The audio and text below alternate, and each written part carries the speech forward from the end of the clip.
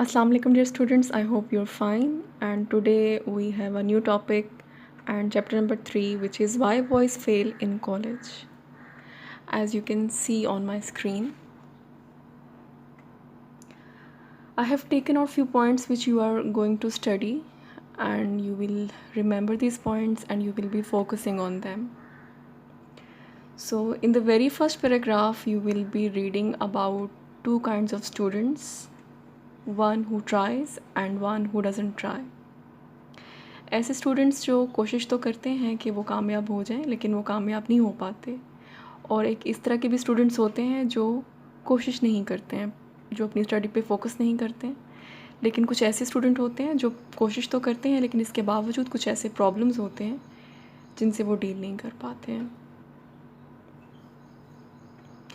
Then you will be reading about nervous habits, कि nervous habits क्या होती हैं मोस्टली स्टूडेंट्स में, और अगर आप कोशिश करेंगे and you will see that you may also have some of these problems, जैसे कि लैक ऑफ कंसंट्रेशन, कि जब आप पढ़ने के लिए बैठते हैं suddenly you remember that you have to get ready your things, you need to sharp your pencil, you need to do something or the other. तो आपका माइंड हमेशा यहाँ वहाँ की चीज़ों में लग जाता है। Now the question is, who can solve this problem? Who can help you out? Definitely it's you. It's only you who can get that concentration on your study. Then there is another problem which is discussed in this lesson, which is mistaken ambition. Mistaken ambition is a wrong chosen profession. जैसे कि अक्सर आपके parents कहते हैं कि आपको doctor ही बनना है, जबकि आपका एप्टीट्यूड नहीं होता डॉक्टर बनने का, या आपका इंटरेस्ट नहीं होता। This is also important that what you want to be in your life apart from other things. This thing is very important. You may try to be a doctor, लेकिन हो सकता है कि आप उस तरह से अपनी एबिलिटीज़ को यूज़ ना कर सकें उस प्रोफेशन में जाके। हो सकता है कि आप उसमें फ़ेल हो जाएं वहाँ तक पहुँचने में। तो इस तरह के प्रॉब्लम्स भी आप इस लेसन में देखेंगे। Then you will meet another kind of student who is overconfident, and the question you will see there in this topic, that is why boys who are good at school but fail at colleges. कुछ ऐसे students होते हैं जो कि अपनी school life में अच्छी तरह से परफॉर्म करते हैं, लेकिन कॉलेज में आने के बाद वो ठीक से परफॉर्म नहीं कर पाते हैं। So you will see that why there is such problems among students. Thank you, that's it, and now move towards your lecture. Now it's time to get your questions of your assignment. So the first question is, what are the two kinds of students who fail at college? What are the two kinds of students who fail at college? Assalamu alaikum dear students, I hope you're fine, and today I'm here with your third lesson, which is why boys fail in college. This is very interesting topic because there are a lot of things you can relate with yourself because you're also a student. Regardless of gender, this lesson is not about only boys. Basically it is about students and the problems of students and the reason of those problems. So it is very important for all of you to be very carefully read this lesson because there are a lot of problems that you may be dealing with as a student, and you can find the solutions in this lesson. And somebody requested me to explain the lesson by translation like in Urdu, तो इंशाल्लाह मैं ज़रूर उर्दू में भी आपको explain करूँगी, लेकिन it is also important कि आपको थोड़ा सा इंग्लिश का भी एक्सपोजर हो। आफ्टर ऑल ये आपकी इंग्लिश की क्लास है और आपका ये सब लेसन्स पढ़ने का मकसद भी यही है कि आप अपनी वोकैबुलरी को इन्हेंस कर सकें। तो मैं उर्दू और इंग्लिश दोनों में ही कोड मिक्सिंग करके आपको एक्सप्लेन करूँगी। Alright, so let's start today's topic with the reading. One more thing I want to clear with all of you, that no doubt there are no questions regarding translation in your papers. In your paper pattern there is no question of translation. आपके paper में translation का कोई question तो नहीं होगा, but it doesn't mean कि आपको lesson की ट्रांसलेशन नहीं आनी चाहिए, because in order to answer the questions and to understand the lesson, it is very important to have translation. आपके लिए बहुत ज़रूरी है कि आपको इसका तर्जुमा भी आता हो, क्योंकि अगर आप इसको समझेंगे, अंडरस्टैंड करेंगे, तो ही आप इसके क्वेश्चन आंसर्स को अटेम्प्ट कर सकेंगे। और वैसे भी जो भी आप पढ़ते हैं उसको समझना आपके लिए बहुत बेहद ज़रूरी है। अगर आप बगैर सोचे समझे सिर्फ क्रैम करते जाएंगे अपने लेसन को, तो उसका बिल्कुल भी कोई फ़ायदा नहीं होगा आपको। So now I am gonna start the reading. Of the boys who do not reach their natural academic boundary. Natural academic boundary का मतलब होता है कि जो एक natural timeline होता है कि 10 साल का बच्चा 5 क्लास में है या इस किसी specific age में आपको specific क्लास को पास करना चाहिए, तो हमेशा ऐसा नहीं होता. There are some exceptions.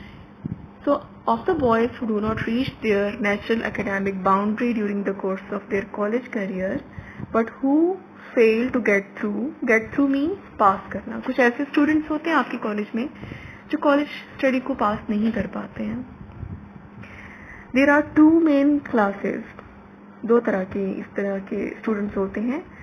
Those who try and those who do not try. Number 1, वो स्टूडेंट्स जो कोशिश तो करते हैं लेकिन इसके बावजूद वो पास नहीं हो पाते. On the other hand, ऐसे स्टूडेंट्स जो बिल्कुल भी कोशिश भी नहीं करते, who don't take interest in their studies and as a result they fail.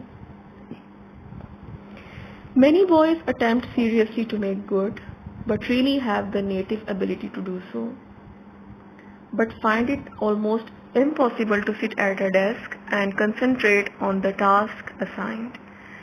There are some of the students who are good at study, who are intelligent and who can do it, जो पास भी हो सकते हैं, ज़हीन भी होते हैं, लेकिन उनमें एक प्रॉब्लम होता है, वो लैक ऑफ कंसंट्रेशन होता है. कंसंट्रेशन, तवज्जो देना, कि वो चीज़ों को खास तौर पे अपने जो टास्क होते हैं, अपना जो काम होता है जो उनको घर के लिए मिलता है, उस पर फोकस नहीं करते हैं, उसके ऊपर वो तवज्जो नहीं दे पाते हैं. There is a boy who sits down to study, opens his book, but before starting on his work says to himself, I think that I had better sharpen my pencil, it needs it badly.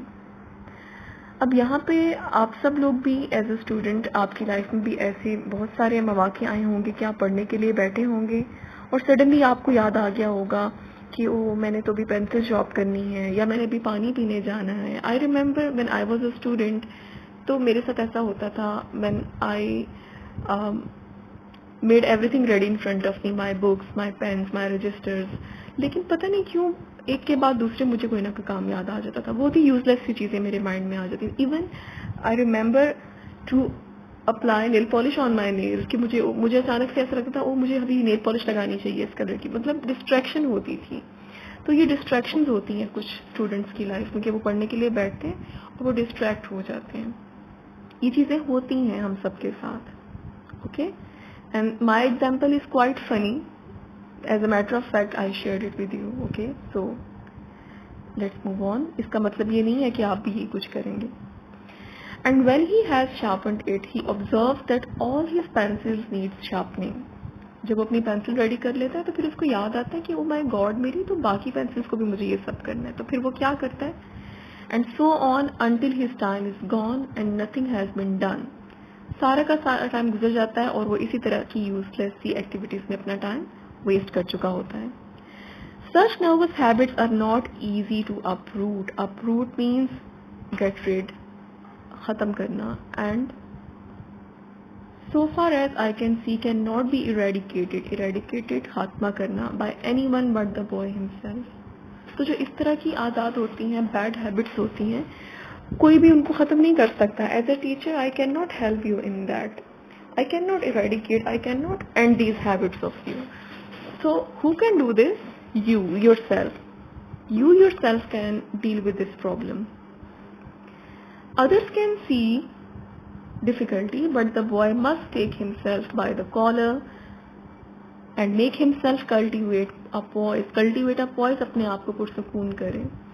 And calm that smoothers and fidget. और अपने इस तरह के जो fidgets हैं, problems हैं, इस तरह के जो दौरे पड़ते हैं, इस तरह की जो कंफ्यूजन्स आती हैं, उनको ख़त्म करें. सो उसको खुद अपने आप को कॉलर से पकड़ना पड़ेगा, गिरेबान से पकड़ के खड़ा करना पड़ेगा और खुद ऐसा करना पड़ेगा कि no, I have to end this habit, this is not good for me. Until he does this, he does not really try, although he thinks he is trying, and often spends more time in the presence of an open book than many a boy of equal ability who does good work.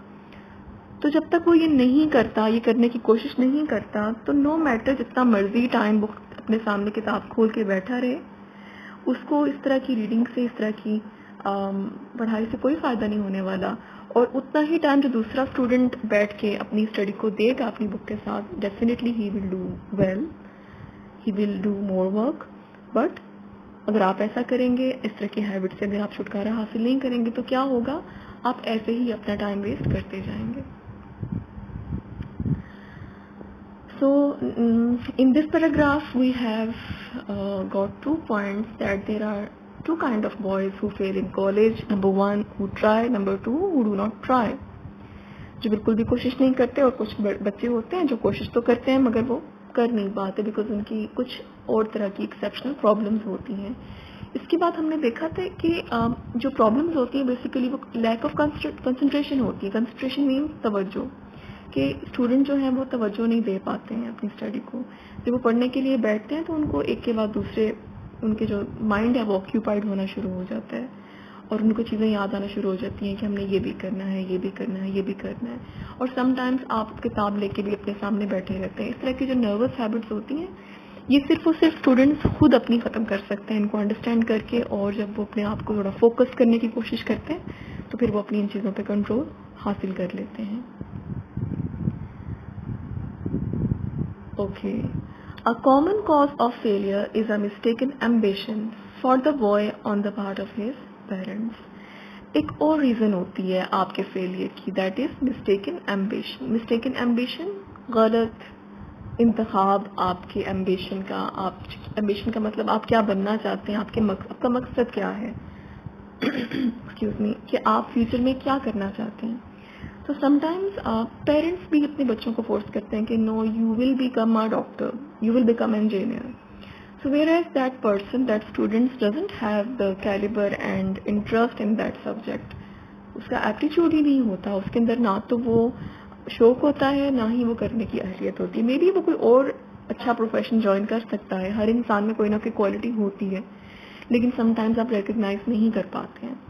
तो जब हम parents force करते हैं अपने बच्चों को ये सोचे समझे बगैर कि क्या इसमें एप्टीट्यूड है, क्या इसका इंटरेस्ट है, तो फिर ऐसे बच्चे भी फेलियर का शिकार होते हैं.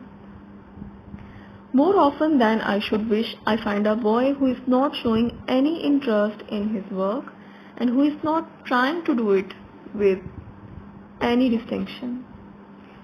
तो वो राइटर कहता है कि मैंने कई दफ़ा ऐसा स्टूडेंट देखा है जो कोई इंटरेस्ट नहीं शो कर रहा होता अपने काम में, और अगर कर भी रहा होता तो उसमें कोई ख़ास एफर्ट नहीं डालता.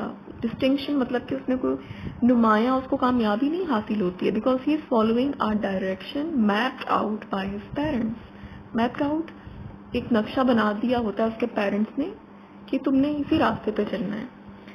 That runs counter to all of his interests and abilities. और ये जो रास्ता होता है उनके सारे इंटरेस्ट और एबिलिटीज से बिल्कुल ऑपोजिट जा रहा होता है. Whatever he is doing is completely opposite what he wants to do or what he can do.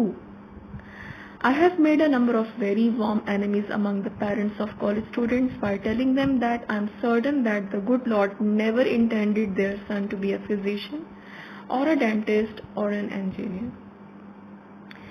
अब वो अपना एक्सपीरियंस बताता है कि एज ए टीचर मैंने बहुत सारे पेरेंट्स को अपना दुश्मन बना लिया, क्योंकि जब मैंने उनको ये बताने की कोशिश की कि खुदा ने ऐसा हर इंसान के लिए डेस्टिन नहीं किया, उसकी किस्मत में नहीं लिखा कि हर इंसान, हर बेटा डॉक्टर बने या डेंटिस्ट बने या इंजीनियर बने, वो कुछ और भी बन सकता है. तो आप अपने बच्चे को फोर्स नहीं करें. It may be that the boy has ability enough to be any of these things. हो सकता है उसमें एबिलिटी तो हो, but the long and short of it is he does not want to be. तो one thing is more important that what the student wants to become, कि बच्चा student क्या करना चाहते हैं, कि आप क्या बनना चाहते हैं. That also has a lot of importance. ये भी बात ठीक है कि आप क्या बन सकते हैं, आप में एबिलिटी क्या है, मगर apart from that it is also important that what that person wants to be in life. Whether he wants to be a doctor, engineer, an actor, singer, painter, scientist, pilot, whatever he wants to be. He wants to be a theatrical manager or businessman, a book illustrator. ये सब profession तो बता रहा है कि वो बच्चा ये कुछ भी बन सकता है. It may be unreasonable for the boy to turn his back on a fine opening in dental profession in favor of business. ऐसा करना बिल्कुल भी रीजनेबल नहीं है उस बच्चे के लिए जो डेंटिस्ट तो नहीं बनना चाहता, एक बिजनेसमैन बनना चाहता है, लेकिन he ends up in becoming dentist. So this is not fair. But reason cannot control all of these matters. As well argued with a person that he ought to like onions when he detests them. It is just like that. एक example देता है कि ये तो बिल्कुल ऐसा है कि आप एक शख्स से बोलें कि तुम्हें अनियंस या प्याज अच्छे लगने चाहिए जबकि वो नफरत करता है उस चीज़ से. आप किसी शख्स को बोलें कि आपको ये फूड को पसंद करना है, ये चीज़ खानी पड़ेगी जबकि उसको वो अच्छा ना लगता हो.